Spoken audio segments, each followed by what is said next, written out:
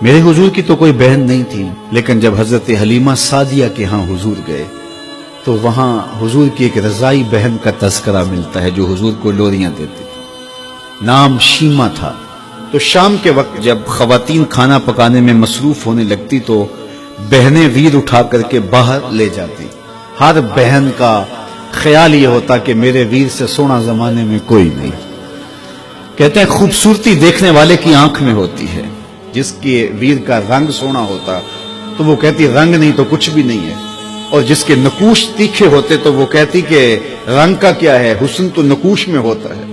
जिसकी आंखें खूबसूरत होती वो कहती मेरे वीर की झील जैसी आंखें तो देखो। अब यही बनु साद के मोहल्ले में होता। बच्चियां अपने वीर उठा के ले आती है, कहती मेरे वीर वर्गा कोई नहीं, दूसरी कहती मेरे वीर जैसा नहीं।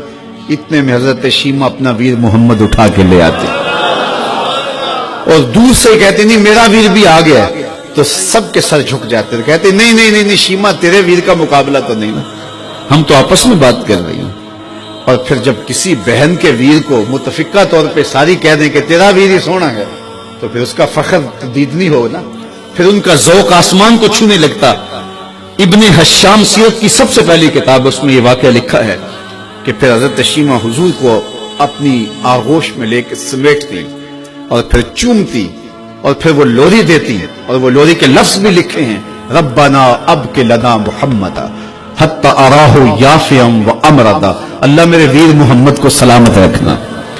आज ये पालने में बच्चों का सरदार है, कल वो लम्हे आए जवानों का भी सरदार। और फिर झूम जाती और क्या खुशी उनकी दीदनी होती। और फिर वो मंजर भी आया कि हुजूर अलैहिस्सलाम मक्के चले गए और ये जवान हुई और फिर इनकी शादी किसी कबीले में हो गई। आका करीम ने ऐलान नबुव्वत किया, 13 साल का वक्त कटा और फिर हुजूर मदीना शरीफ चले गए। जब गज़ावात का सिलसिला शुरू हुआ तो जिस कबीले में शीमा का निकाह हुआ था उस कबीले में मुसलमानों के साथ टकराव हुआ तो अल्लाह ने मुसलमानों को फतह अता कर दी। तो इस कबीले के लोग कैदी होके हुजूर अलैहिस्सलाम के गुलामों के हाथों गिरफ्तार हैं।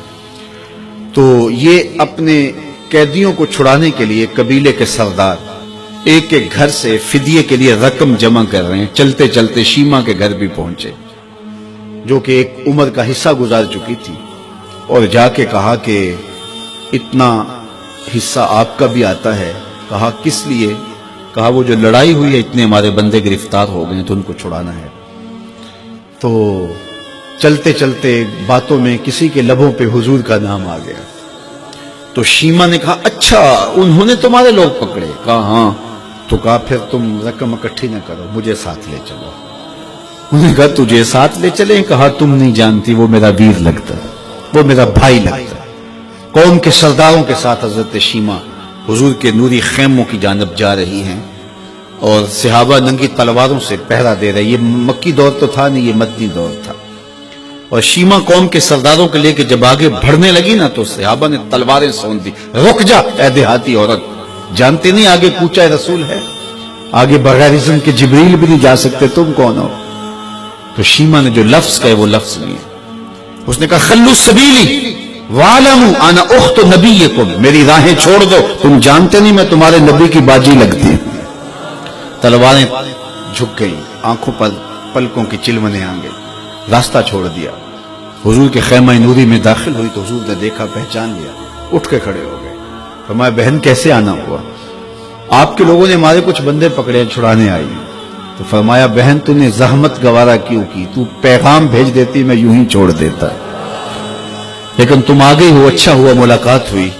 फिर हुजूर ने कैदियों को छोड़ने का ऐलान किया और कुछ घोड़े और चंद जोड़े हजरत शीमा को हुजूर ने तोहफे के तौर पे दिए। वीरों के दरवाजे पर बहनें आए तो वीर खाली तो मोड़ा नहीं करते, तो हुजूर ने बहुत कुछ अता किया। और फिर रुखसत करने खैमे से बाहर आए तो सहाबा की जमात मुंतजर थी। फरमाया सहाबा जब मैं कैदी छोड़ा करता हूं मेरी आदत तुम्हें मालूम है कि मैं पहले तुमसे मुशावरत किया करता हूं। आज ऐसा मौका आया कि मैं तुमसे मुशावरत भी नहीं की और कैदी भी छोड़ दिए। कहा जो चाहें आप करें, लेकिन क्यों मुशावरत नहीं फरमाई? हुजूर अगर इरशाद फरमा दें। तो फरमा इसलिए कि मेरे दरवाजे पे मेरी बहन आ गई थी। कोई लाओ तो सही जमाने में ऐसा, कोई लाओ तो सही जमाने में یہ جمال اور یہ حسن اور یہ کمال رکھنے والا، تو پھر کیوں نہ ہم اپنی ساری زندگی اس آقا کے نام لگاتے ہیں۔